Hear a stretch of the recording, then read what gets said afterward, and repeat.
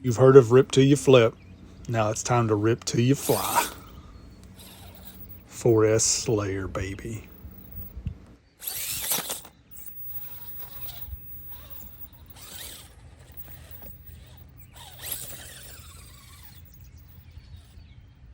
What's up, guys? Matt here, coming at you with another quick video.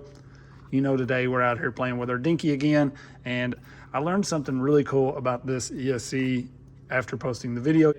I got to talking to Matt from DinkyRC and learned a lot about the tuning and just the fact that this is capable of running 4S. He said he just didn't list it because he didn't figure too many people would go that route, but it will run 4S, so you know I had to test it out. And you know, I've got some small 4S that I run in my 10th scale, but I mean, they're pretty big. You know, they're bigger than this, and to me this is too big for what I use most of the time. So I just went and made this little series connector very quickly, threw this together, and now I can run 4S on this thing using 2 of the Palm Power batteries. So I'm able to keep one on the axle here and just toss one inside. I've had this out running it. It runs very smooth and has lots of kick. So I wanted to show you guys just how smooth this thing can run the 4S in here with the Nano BAM, now that I've got it kind of dialed in a little bit. And then I'm going to move it to something like this and just see how much we can rip with that thing, because to be honest, I'm a little worried like full sending this on 4S, just because it has a lot of plastic parts. So you know, it's not something I'm going to use in here a lot, but it is pretty fun. So anyways, let's get to connecting this thing.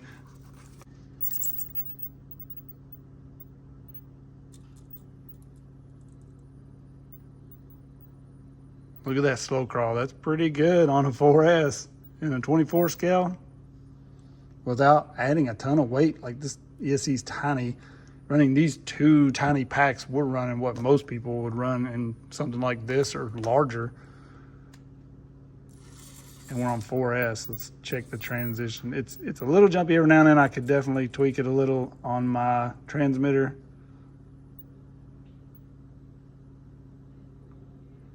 Maybe turn the dual right down just a little.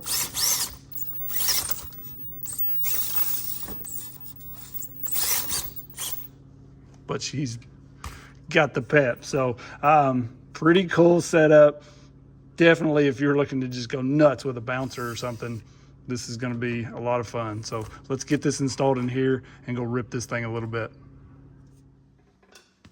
So I tossed these mudslingers on here just to see how much it would balloon them.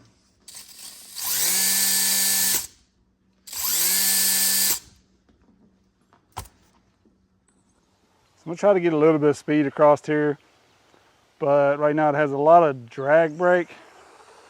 So as soon as I let off the throttle, it flips out. So I can't go too crazy because I have to stop in a short period right here. But it also has a lot of wind up, kind of like I was mentioning in my first video on this thing. When I'm running it crawling, it really, like, I punched that as hard as I could right there, and it takes it that long to kind of wind up.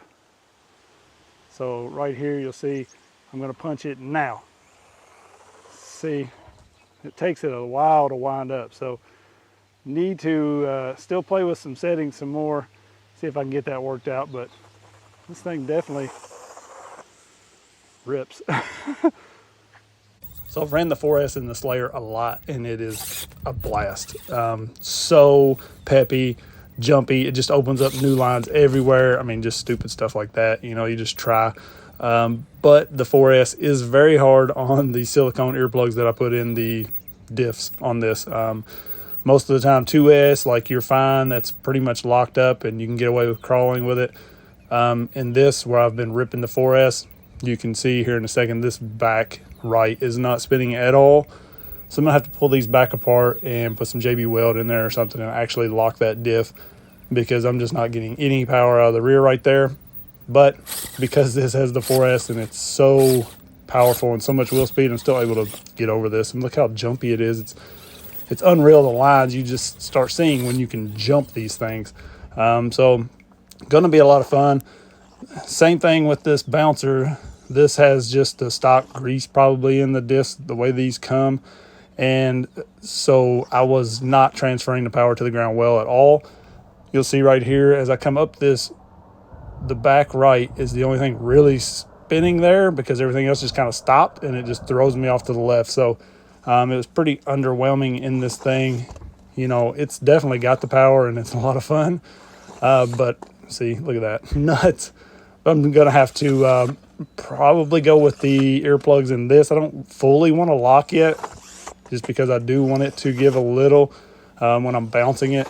So maybe I'll go with the earplugs in it, and it'll work well for the bouncing, and then lock up the Slayer. So my time was a little bit limited because I'm gonna have to pull both of these back apart.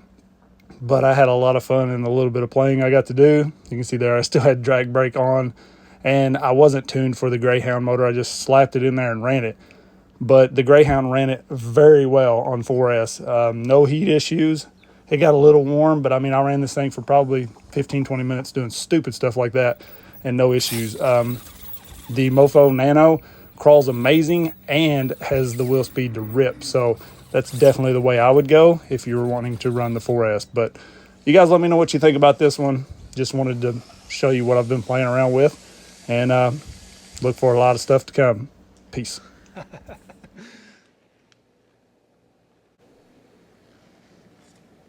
We just blew the shop completely apart.